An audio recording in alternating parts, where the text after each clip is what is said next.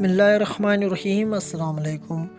उम्मीद है कि आप सब खैरियत से होंगे। आज की वीडियो में हम required documents for CSE Chinese scholarship council के लिए देखेंगे कि कौन कौन से डॉक्यूमेंट्स रिक्वायर्ड होते हैं। उससे पहले की वीडियो में इन तमाम पॉइंट्स को मैं बता चुका हूँ। अगर आपने अभी तक वो वीडियोस नहीं देखी तो मैं आपको ये सजेस्ट करूँगा कि पहले आप वो वीडियोस देखें जो कि CSE चाइनीज़ स्कॉलरशिप काउंसिल से रिलेटेड हैं। मेरी आपसे रिक्वेस्ट है वीडियो को आखिर तक देखें ताकि आपको अच्छे तरीके से उन तमाम रिक्वायर्ड डॉक्यूमेंट्स फॉर CSE के लिए पता चल सके। तो आए हम वीडियो को स्टार्ट करते हैं।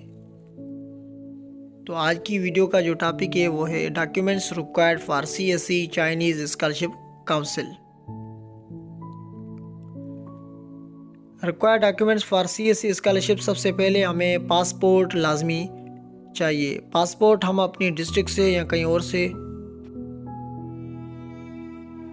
आसानी से पासपोर्ट ऑफिस जाकर बनवा सकते हैं। अगर हमें अर्जेंट में चाहिए तो हम 4 से 5 दिन के अंदर ले सकते हैं। सबसे पहले आसान तरीका तो यही है कि हम जो कि नेशनल बैंक चले जाएं और वहां पर हम पासपोर्ट के लिए, नॉर्मल के लिए या अर्जेंट के लिए हम फ़ीस पे करेंगे और बाकी रिक्वायरमेंट डॉक्यूमेंट जितनी भी होते हैं वो हम पासपोर्ट ऑफिस में जमा करके आसानी से बनवा सकते हैं। सेकंड जो हमारे पास डॉक्यूमेंट्स नेसेसरी है वो है डिग्री या फिर होप सर्टिफिकेट या फिर प्रोविजनल सर्टिफिकेट जो कि नोटराइज्ड होना चाहिए। हम नोटरी पब्लिक सबसे पहले डिग्री को कॉपी करवाएंगे, उसके बाद हम स्टाफ वेंडर से या नोटरी पब्लिक वाले जितने भी होते हैं उनसे हम नोटरी पब्लिक करवा सकते हैं। ये नोटराइज होना लाजमी है। फिर चाहे हमें CSE पोर्टल पे अप्लाई करना हो या फिर यूनिवर्सिटी के पोर्टल पर। एज ए सैम्पल के तौर पर मैंने नोटराइज्ड कापी आप देख सकते हैं जो कि मैंने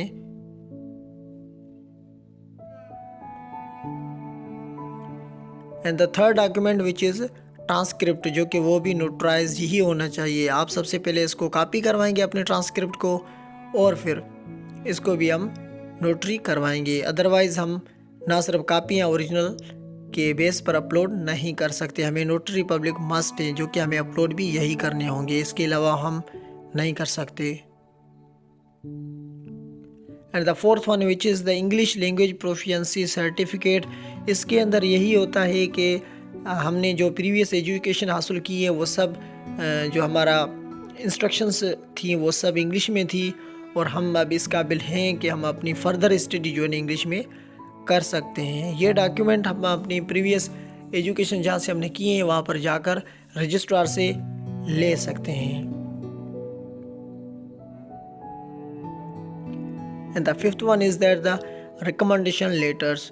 रिकमेंडेशन लेटर हमने जहाँ पे प्रीवियस एजुकेशन हासिल की है हम उसी डिपार्टमेंट से, उसी मेजर से, जो उन मेजर से रिलेटेड जो एसोसिएट प्रोफेसर हैं या प्रोफेसर हैं उनसे ले सकते हैं। उसके अलावा लेक्चरर से या असिस्टेंट जो प्रोफेसर होते हैं उनसे हम नहीं ले सकते। मतलब ये कि हमें लाजमी या एसोसिएट प्रोफेसर से लेना है या प्रोफेसर से लेना है। आफ्टर दैट उसके बाद हमें स्टडी प्लान या रिसर्च प्रपोजल। स्टडी प्लान जो है कि मास्टर्स के लिए होता है और रिसर्च प्रपोजल जो है कि PhD के लिए होता है। स्टडी प्लान के अंदर हमें जितनी भी थॉट्स वगैरह होंगी वो क्लियरली होनी चाहिए, ना कि हमें कोई मतलब कि एक कंटिन्यूसली पेजेस के ऊपर पेजेस लिखने। क्लियर थॉट्स के साथ हमें स्टडी प्लान लिखना होगा और यही स्टडी प्लान या रिसर्च प्रपोजल ये जो कि हमें एक स्कॉलरशिप विनिंग सक्सेसफुल जो स्कॉलरशिप होती है वो हमें इनसे ही होती है, ना कि ग्रेड अच्छे होने चाहिए या कोई IELTS वगैरह टफल वगैरह होने चाहिए। क्योंकि चाइना के लिए 99% जो कि टफल या IELTS इंग्लिश के लैंग्वेज के हवाले से, इंग्लिश लैंग्वेज रिक्वायरमेंट्स के हवाले से नीड नहीं होती। उसके बाद फ़िज़िकल एग्जामिनेशन फॉर्म जो कि हम आसानी से डाउनलोड भी कर सकते हैं। If you have need about that form then you can just comment me and I hope I will send you. And the other one document which is the police clearance certificate। ये certificate हम अपने district से police facilitation centre में जाकर हम आसानी से बनवा सकते हैं। वहाँ पर जाके हमें सबसे पहले एक डॉक्यूमेंट फिल करना होता है और उसके बाद हम आसानी से रिसीव कर सकते हैं इन 2 days।